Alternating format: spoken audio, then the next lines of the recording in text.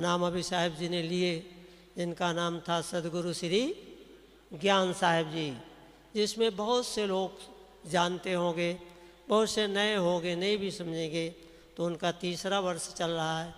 उनका शरीर 2023 16 अगस्त को उनका शरीर छूट गया था।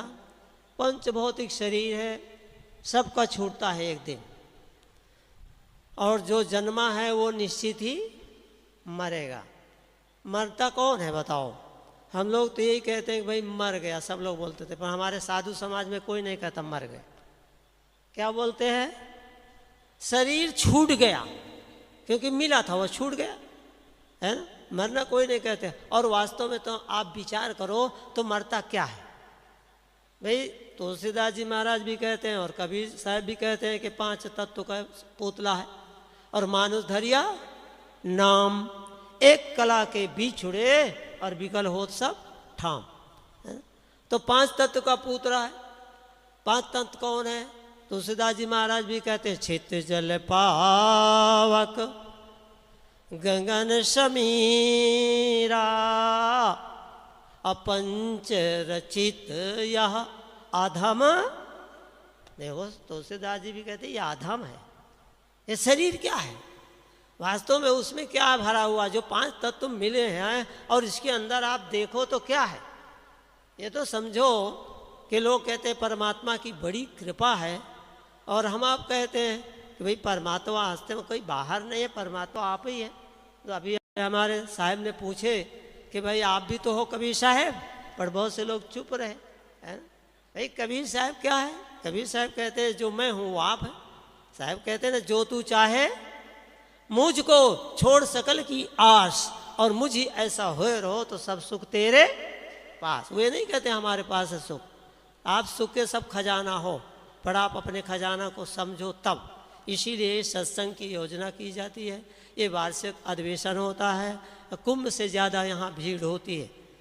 जैसे ना कुंभ मेला में अभी हम आप देखे हैं, जितना हमारे जो कबीर नगर है अलग से साहिब ने बसा देते हैं, सरकार जो है अलग से कबीर नगर ही बस जाता है। इसी प्रकार से सब विभाग अलग अलग थे। तो जितना हमारे कबीर नगर में भीड़ नहीं है, उतनी भीड़ अभी आप देखेंगे 3 दिन यहाँ कहीं बैठने की जगह नहीं रहेगी, और कहीं सोना तो दूर रहता है। तो इस तरह से ये जो मनुष्य शरीर है, तुलसीदास जी महाराज कहते हैं कि अधम शरीरा। अधम क्यों कहते हैं? एक तरफ तो कहते हैं, क्या कहते हैं आप सब जानते हो, तुलसीदास जी महाराज, क्योंकि यहाँ रामायण घर घर में चलती है। वो कहते हैं, क्या कहते हैं? बड़े भाग। एक तरफ ऐसे प्रशंसा कर रहे हैं, देखो क्या कहते हैं? बड़े भाग मानुष तन पावा, और सुर दुर्लभ सद ग्रंथन, है ना। एक तरफ तो इतनी प्रशंसा कह रहे हैं, और कहते हैं अधम शरीर, शरीर का अधम भी बोलते हैं। तो बड़े भाग से मिला है कहते हैं, और ऐसा सुंदर शरीर पा करके तो तुलसीदास जी महाराज इतनी प्रशंसा करते हैं, और कबीर साहब तुलसीदास जी के पहले हुए। इसीलिए साहब जो कहते हैं वही बात तुलसीदास जी महाराज भी उसकी प्रशंसा करते हैं। साहब भी कहते हैं, क्या कहते हैं? मानुष तन बोलते हैं ना। उन्होंने कहा है कि मानुष तेरा गुण बड़ा, मांस न आवे काज, और हाड़ न होते आभरण, त्वचा न बाजन बात। कबीर साहब भी मनुष्य की बहुत विशेषता कहते हैं। और उन्होंने कहा कि मानुष का बड़ा है तो क्या बड़ा है बोलो? अभी सुनो नहीं भाई, जाति पाति नहीं बड़ी। और हमारे संत तो कहते हैं कि भाई जाति तो किसी से पूछो ही मत, क्योंकि हम सब एक ही जाति के हैं और दूसरी जाति है ही नहीं। तो उसमें तीसरी जाति क्या है? कहते हैं पूछिए संतों की कभी जाति नहीं। क्या पूछना है? बोले पूछना है तो उनसे ज्ञान की चर्चा पूछो। जाति न पूछो साधु की, पूछ लीजिए ज्ञान। अमोल करो तलवार का, पड़ा रहन दो म्यान। आप तलवार खरीदते हैं तो म्यान की कीमत नहीं दी जाती। आप मिठाई खरीदते हैं तो डिब्बा जो देते हैं ना, उसकी कीमत नहीं दी जाती, पर वो कीमत जोड़ लेते हैं, उसी में आ जाता है सर। तो इस प्रकार कहते हैं मोल करो तलवार का। तो कहते हैं जाति न पूछो, जाति और भी संत की। हमारे जितने अभी आपने सुने, हमारे जितने भी भक्त हैं संत हैं, वो वास्तव में प्राय किसी से कोई पूछता नहीं। हम लोग तो कभी किसी से पूछते नहीं, हमेशा हमारे भक्त हैं तो भक्त हैं और संत हैं तो संत हैं। पर होता है कहीं कहीं, राजस्थान में बहुत पहले था, अभी तो सब आप सत्संगी हो गए इसलिए सब बोध हो रहा धीरे धीरे। नहीं, वहाँ तो पहले ऐसा था, हम लोग खोड़ी गए, खोड़ी बॉर्डर पर है पाकिस्तान, तो हम जैसलमेर, तो वहाँ पर जब हम गए तो वहाँ कुआं बना रखे हैं कोप पानी लेने के लिए। अब हमसे क्या लेने देना है कि हरिजन का कुआं है कि ब्राह्मणों का कुआं है। हम लोग तो गए, गुरुजी भी रहे, हम लोग सब गए, तो एक कुआं से पानी निकाले, स्नान किया। इतने में एक दौड़े दौड़े आए, अरे साहब, अरे साहब। हमने कहा क्या हुआ? अरे बोले ये कुआं में नहीं स्नान करना। मैंने कहा क्यों? अरे बोले ये हरिजनों का है, लो कुआं को भी बांट लिया हरिजनों। तो हमने कहा कहाँ ना? बोले साहब वो है अपना कुआं, वो अपने ब्राह्मणों का है, क्षत्रियों का है। तो हमने कहा हम तो लोग स्नान अब कर लिए, क्या करें फिर? अब तो हम लोग हरिजन हो गए, बोलो सदगुरुदेव की। अब हम क्या हुआ? तो ऐसे लोगों के भ्रम रहता है, ऐसी मानंदी रहता है। जैसे अभी विवेक साहब ने कहा ना, तो हम लोग रहे तो वहाँ भी ऐसे पूछ दिया। एक भक्त कहने लगा महाराज किस दूध के हो? तो हमने कहा आपको कौन सा दूध चाहिए? भाई किस दूध के हैं? तो आपको कौन सा दूध चाहिए?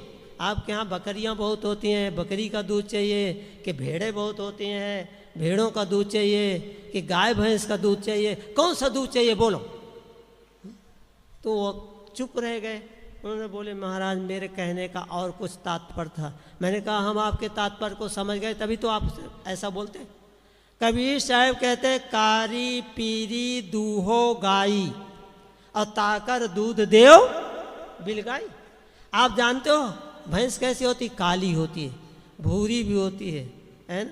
तो काली भैंस का दूध क्या होता है बताओ?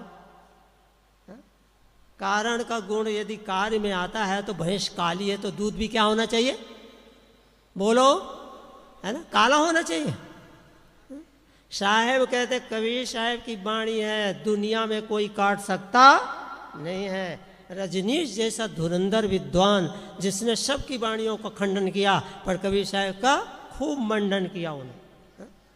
तो ऐसे कहते कारी पीरी गाय होती है, लाल होती है। अब देखो, अब दूध क्या गाय का लाल होगा?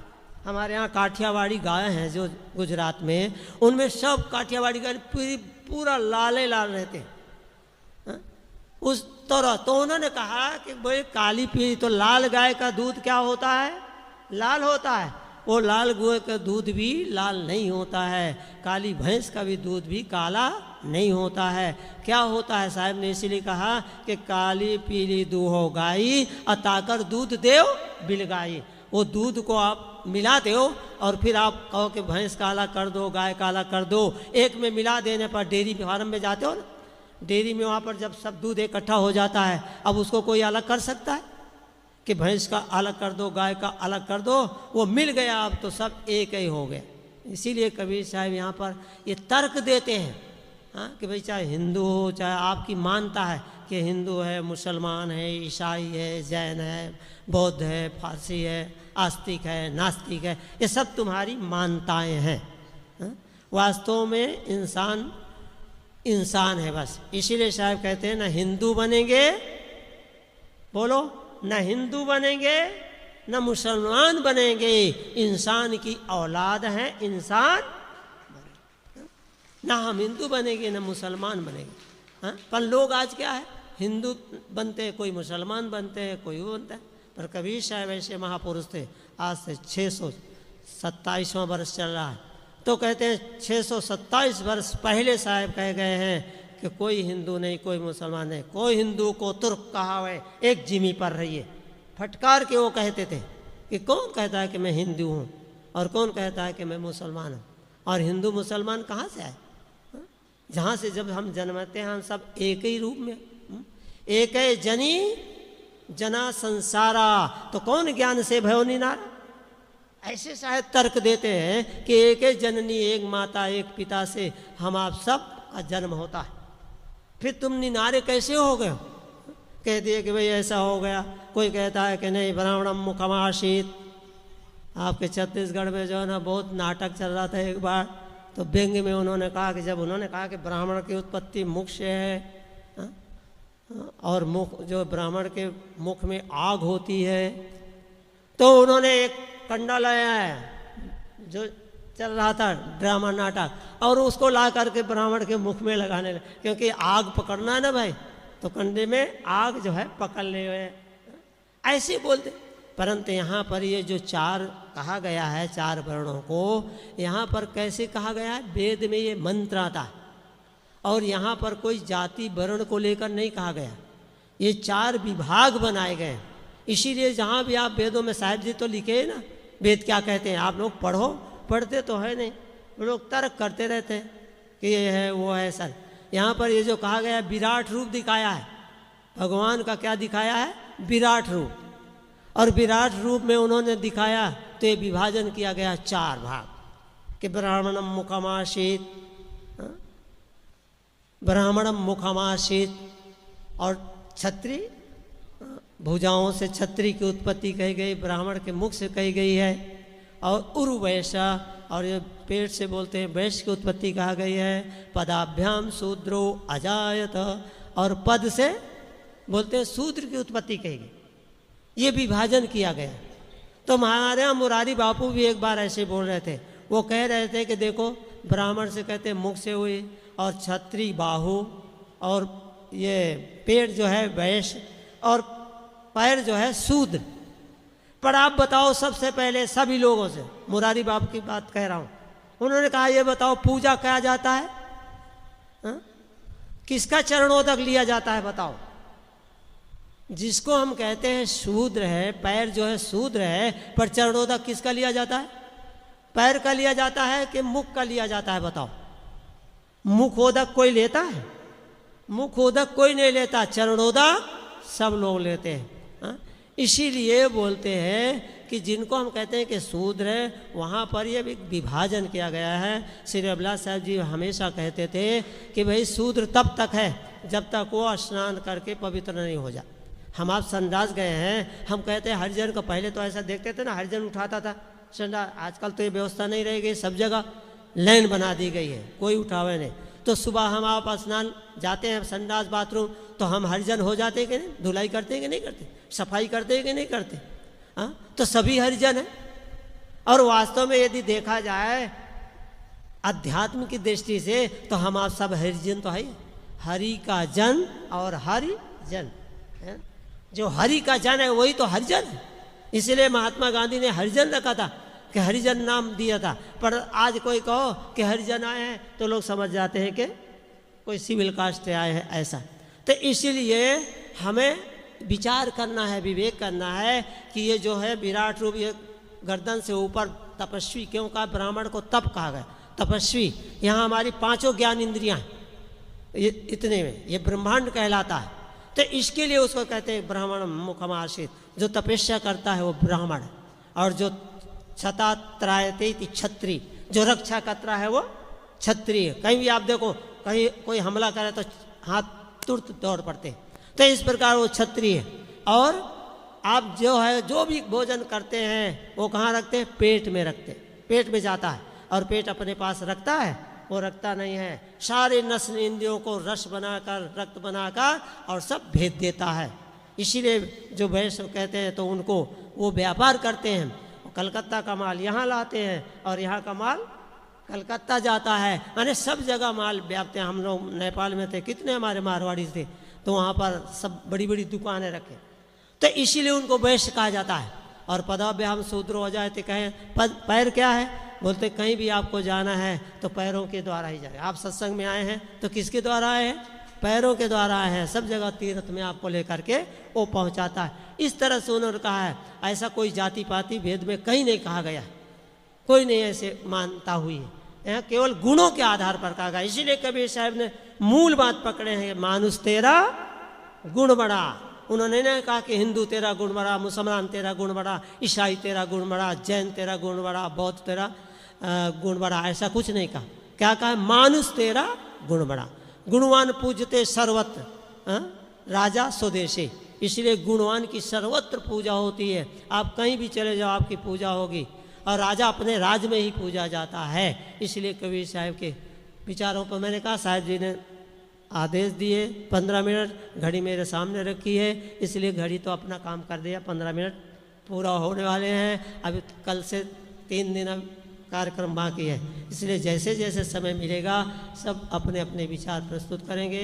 मैं आप लोगों के समक्ष थोड़ा सा विचार रखा कि पूज्य गुरुदेव जी हमारे हमेशा कहा करते थे कि क्या कहते थे कि देवो भूत्वा देवम यजेत, आप देवता बन के देवता की पूजा करो। तो देवता कौन है बताओ? अरे जिनके अंदर दैवी गुण हैं। हमारे 16वें अध्याय में गीता में आप देखो 26 लक्षण है दैवी गुण के। तो वहाँ पर सबसे पहले लक्षण कहा जाता अभयम सत्य संशुद्धि ज्ञान योग, 26 लक्षणों का वर्णन है। तो बोले देवम भूत्वा देवम यजेत, इन गुणों को आप जो धारण करे वही देवता है। और जो मार काट करे वो कौन है बताओ? है ना, जो मार काट करेगा वो देवता कहलाएगा। हमारे यहाँ लोग देवता आते हैं, आपने देखा होगा, अब वो आते हैं तो हम कहते हैं इनको कैसे देवता, उनके देवता कहाँ, वो तो दरुड़िया देवता हैं। दरुड़िया समझते हो, दारू पीने वाले, है ना। अरे देवता तो आप सब हैं जितने बैठे हैं। हमेशा साहब बोला करते थे श्रीविलास साहब जी कि देखो इधर देवता बैठे हैं और इधर देवियाँ बैठे हैं। ठीक साहब, मैं अपनी वाणी विराम देता हूँ। बोलिए सदगुरुदेव की साहिब बंदगी साहिब। बहुत सुंदर विचार हमारे शास्त्री साहब जी ने दिया। अभी और आगे भी उनके सुंदर विचारों से लाभ लेंगे। देवता बनिए, और अंतिम में उन्होंने कहा दैवी संपदा गीता में जो है 16वें अध्याय में, देवता कब बन सकते हैं? जो उसमें दैवी गुण, दैवी संपदा के जो लक्षण बताए हैं 26 लक्षण, वो धारण करेंगे तो आप देवता होंगे। आप लोग भजन वाले तैयारी कर ले।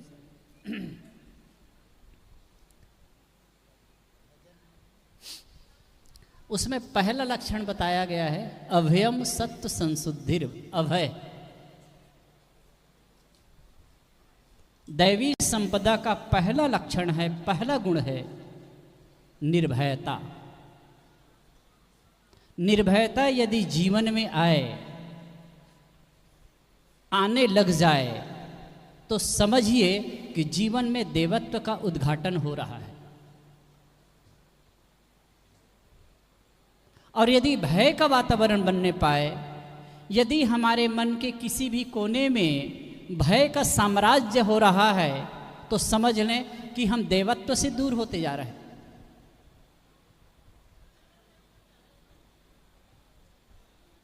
निर्भयता कैसे आएगी? चोरी करने से निर्भयता आएगी, हिंसा करने से निर्भयता आएगी, धन संग्रह करने से निर्भयता आएगी, झूठ बोलने से निर्भयता आएगी, पाप करने से निर्भयता आएगी। सबके पास जवाब है, सब लोग जानते हैं। और जिससे निर्भयता नहीं आ सकती, जिससे भय का वातावरण बनता है, वो काम ना करिए, फिर देवत्व का उद्घाटन हो जाएगा। कोई बड़ी बात थोड़े। आप जान रहे हैं ना, वाकई में जानना ही काफी नहीं है साहब। कहाँ गए भाई भजन वाले?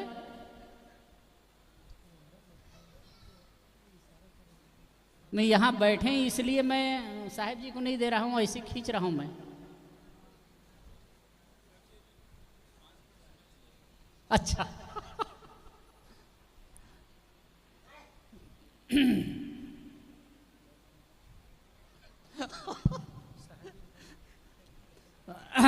नहीं साहब, माफ़ करिए। मैं सोचा था कि शास्त्री साहब के बाद में साहब को दूं, तो फिर समय नहीं करके भजन वाले आ रहे हैं तो उनका भी थोड़ा सा रस लेंगे भाई, आनंद लेंगे। तो साहब जी क्षमा करेंगे, कल साहब जी के विचार सुनेंगे। अच्छा अच्छा हाँ तो फिर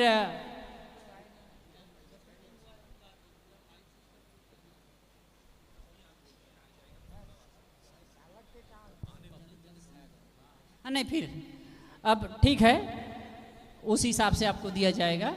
अब मैं समय नहीं लूँगा, हमारे बीच श्रद्धेय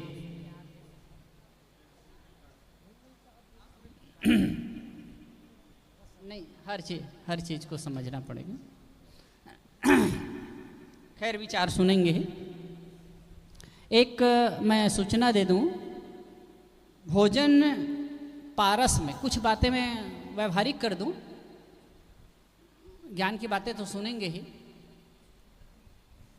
इतनी संख्या में लोग इकट्ठे हैं और समय से भोजन हो, हर चीज़ की व्यवस्था हो, तो सबको सहयोग करना पड़ेगा, कंट्रीब्यूट करना पड़ेगा। इस चीज़ को समझिएगा। जैसे भोजन में बैठ गए, जैसे छूटता है तुरंत जाते हैं, दौड़ करके बैठते हैं। सबको भूख लगी, अच्छी बात है, लेकिन सेवा में भी हाथ बटाना है। वह भगदड़ की स्थिति ना हो।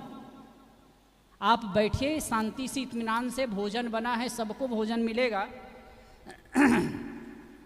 मैं अभी साहब से पूछ रहा था कि उस समय क्या स्थिति रही। कुछ देर मैं वहाँ रहा, उसके बाद तो चला गया था। तो जो लोग भोजन में बैठ गए, खास करके मैं कहता हूँ युवा वर्ग, माता बहनें भी और पुरुष वर्ग भी जो सेवा कर सकते हैं, पहले समझिए, आप सोचिए कि हमको कुछ करना है, हमको सेवा करना है, उसके बाद भोजन करना है। ये दिमाग में रखना है, मन में रखना है, दिल में रखना है। अब उसके बाद फिर आप सेवा करिए, फिर बाद में भोजन करिए, सबको भोजन मिलेगा। तो जो यंगेस्ट लोग हैं तो सजग हैं, क्योंकि गुरुदेव जी का एक महामंत्र था, सेवा से चित्त शुद्ध होता है ना। और चित्त शुद्धि के लिए प्रथम उपाय है सेवा। अब इसके लिए करना है, आप लोग सब अलर्ट रहिएगा। और इसमें संत श्री गुरुरमन साहब की ड्यूटी है, हरेंद्र साहब जी की भी ड्यूटी थी, लेकिन उनकी तबीयत कुछ खराब है। तो मैं और कुछ हमारे संतों को, संत श्री अमर साहब जी जो गुजरात से आए हैं, और शंभू साहब जो बिहार से आए हैं, सब उत्तर और पूर्व पश्चिम सब एक कर रहा हूँ। और कुंवर साहब जो फतेहपुर साइड से हैं, ये सब लोग गुरुरमन साहब जी का सहयोग करेंगे और वहाँ पर बिल्कुल रहेंगे, किस क्षेत्र में, किस एरिया में, किस पंक्ति में कुछ सामान जा रहा है कि नहीं, और साहब लोग और निर्देश करेंगे, उनका पालन करना है, देख रेख करना है, और सबको भोजन मिले, सब संतुष्ट हों, इसका ख्याल रखना है। और दूसरी चीज़, एक चीज़ और मैं बता दूं, मैं उस समय आ रहा था करीब 3 बजे के आसपास, तो ये नल के नीचे में बहुत सारी गंदगी थी, भात आलू वगैरह कुछ फेंके थे। तो एक माता को कहा, माता एक झाड़ू ला करके इसको साफ कर दीजिए। तो मैं रहा तब तक, तो हाँ कहाँ है, ऐसे करे, और उसके बाद में देखता हूँ तो वो वैसे को वैसे है। आप सबके अंदर भी होना चाहिए कि भाई कहीं गंदगी है तो उसको साफ करें, क्योंकि इतने लोग रह रहे हैं, 4 दिन 5 दिन रहेंगे, तो सफाई हमारी जिम्मेदारी है, हम सबको ये करना है। तो कहीं भी गंदगी ना होने पाए, इसका ख्याल करिएगा। कहीं भी थूक दिए, कहीं भी गंदगी कर दिए, ये नहीं होना चाहिए। तो ये सब करना है। आए, अब मैं निवेदन करता हूँ श्रद्धेय साहिब जी से, अब 15 मिनट से, ठीक है साहब, आपके लिए समय है। पूज्य श्री कृपा शरण साहिब जी, आपसे करता हूँ, प्रार्थना करता हूँ, आप इस पारक संस्थान के अध्यक्ष हैं, लेकिन इतने कर्मठ, इतने करते हैं कि देख करके हमको भी शर्म आता है, हम खुद नहीं कर पाते हैं।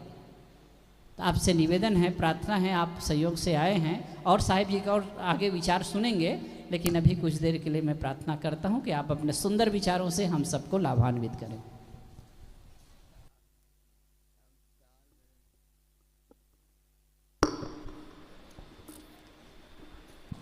हेलो,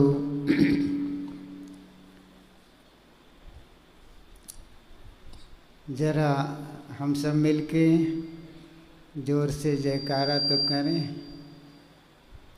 बोलिए सदगुरु कबीर साहेब की जय, सदगुरु राम सूरत साहेब की, सदगुरु अभिलाष साहेब की, संत समाज की, भक्त समाज की बहुत बहुत धन्यवाद। मंगलमय मंगल करन मंगल रूप कबीर, ध्यान धरत नाशत सकल कर्म जनित अगपीर, अजर अमर त्रय काल सत जो अनंत चेतन, निज अनुभव से जान जात जो शांत तेज घन, निर्विकार निर्द्वंद सदा सर्वोपरि सोई, तेहि पद दर्शक दिव्य रहन उतबोधक जो, ऐसे मुक्त स्वरूप जो श्री गुरुवर के चरण चित, शीश झुकावत दासे जन्म मरण भय हरन हित, बोलिए सद्गुरु देव की जय। मंचासीन मुद मंगलमय संत समाज, आदरणीय धर्म प्रेमी बंधुओं, श्रद्धा मूर्ति देवियों, इस वसुंधरा में पलने वाले प्यारे प्यारे बच्चों, कबीर संस्थान प्रयागराज के द्वारा आयोजित त्रिदिवसीय सत्संग समारोह का यह पूर्व संध्या है। उसमें हमारे साथियों से बहुत सुंदर सुंदर विचार श्रवण कर रहे थे। मैं चाहता था कि हम और साथियों से सुने, लेकिन समय का तकाजा है। संचालक साहब ने मेरी ओर इशारा किया। माताएं अभी बाद में आना। कुछ ही पल में पूज्यवर श्री साहेब जी पधारने वाले हैं, इसलिए कुछ बातें आपके बीच प्रस्तुत हैं। सदगुरु कबीर साहेब से किसी साधक ने प्रश्न किया होगा, गुरुदेव जीव को कहाँ विश्राम मिलेगा? वे तो आशु कवि थे ही, बीजक के अलावा उनकी और वाणियाँ हैं। कबीर अमृत वाणी, उनमें से है गुरु सगा और संत सगा, अंत सगा है राम। कहाँ कबीर ये जीव को तीन ठौर विश्राम। सदगुरु कबीर कहते हैं जीव को तीन ही जगह विश्राम मिलेगा और कहीं विश्राम मिलने वाला नहीं है। चाहे हम धन से संपन्न हो जाएं, पद से संपन्न हो जाएं, विद्या से संपन्न हो जाएं, बाहर की संपन्नता से आंतरिक संपन्नता मिलने वाली नहीं है। सदगुरु कबीर कहते हैं तीन ही जगह विश्राम मिलने वाला है और कहीं विश्राम मिलने वाला नहीं है। आज देख ही रहे हैं, जो अरबपति खरबपति कहे जाने वाले ही जहर खा रहे हैं, फांसी लगा रहे हैं, रेल के नीचे कट रहे हैं। संपन्नता तो है, लेकिन अंदर अंदर विपन्नता। बाहर संपन्नता, भीतर विपन्नता। बाहर चकाचक, भीतर खाली खाली। बाहर की संपन्नता से आंतरिक संपन्नता नहीं मिलने वाली है। अगर आंतरिक संपन्नता मिलती तो ये टाटा, बिरला, अंबानी परिवार सुखी होते। लेकिन अंबानी परिवार में जो तनाव है सबको पता है। धन की संपन्नता से भौतिक संपन्नता तो मिलती है, लेकिन आंतरिक संपन्नता नहीं मिलेगी। इसलिए सदगुरु कबीर कहते हैं, गुरु सगा है, संत सगा है, अंत में राम सगा है। कहें कबीर ये जीव को 3 ठौर विश्राम। जीव को इन्हीं जगहों में विश्राम मिलेगा और कहीं विश्राम मिलने वाला नहीं है। वास्तव में संत और गुरु एक ऐसे सगा है जो हमें कभी वो दगा नहीं देते। संसार में जितने सगा है वे अगर स्वार्थ उनके पूरा नहीं हुआ दगा भी दे सकते हैं और देते भी हैं। 2001 में जो घटना नेपाल में घटी है सबको पता है। उन्हीं के बेटा जो आगे भविष्य में हुए राजा बनने वाला है,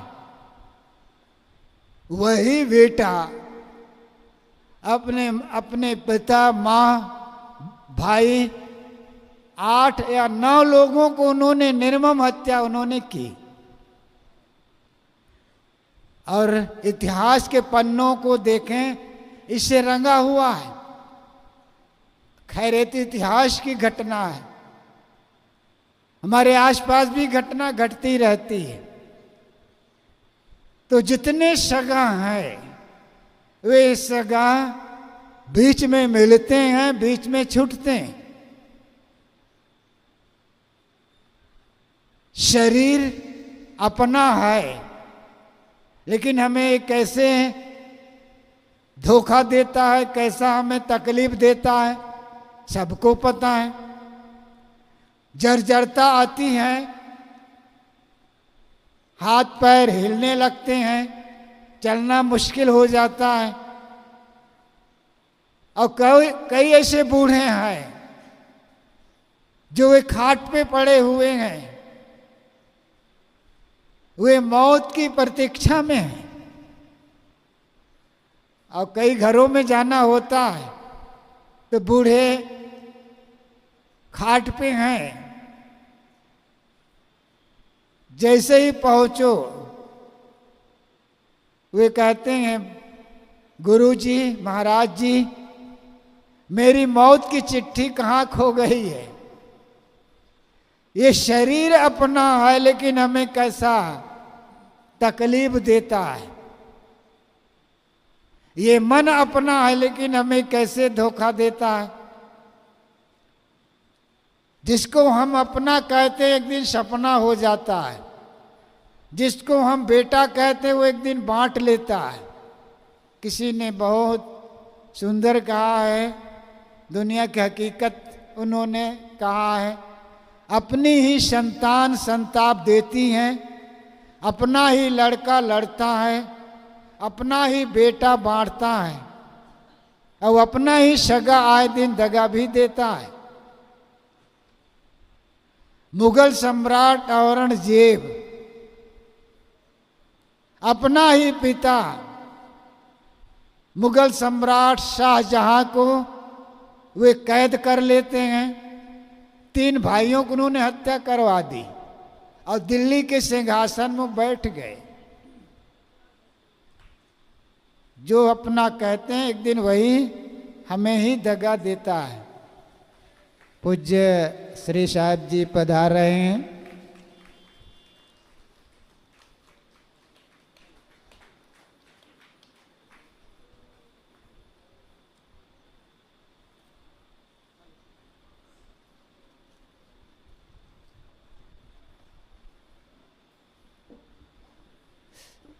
आप सब बैठ जाएं, सभी लोग बैठ जाएं। हेलो, सब लोग अपने अपनी जगह पर बैठ जाएं।